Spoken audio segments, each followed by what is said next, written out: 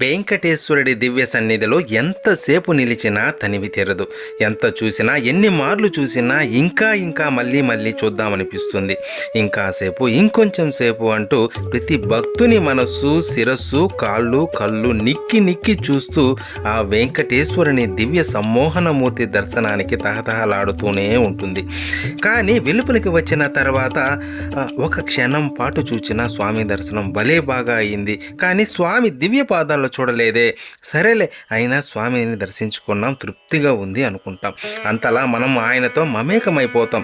ఏ భగవత్ స్వరూపాన్ని చూసినా కలగని అనుభూతి స్వామిని చూస్తే కలుగుతుంది. ఎందుకు కలగదండి?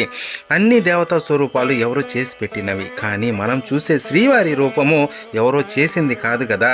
వైకుంఠం నుండి దిగివచ్చి విగ్రహమే అని భ్రమింపజేస్తే నిలవెత్తు శ్రీవారి స్వరూపం కదా.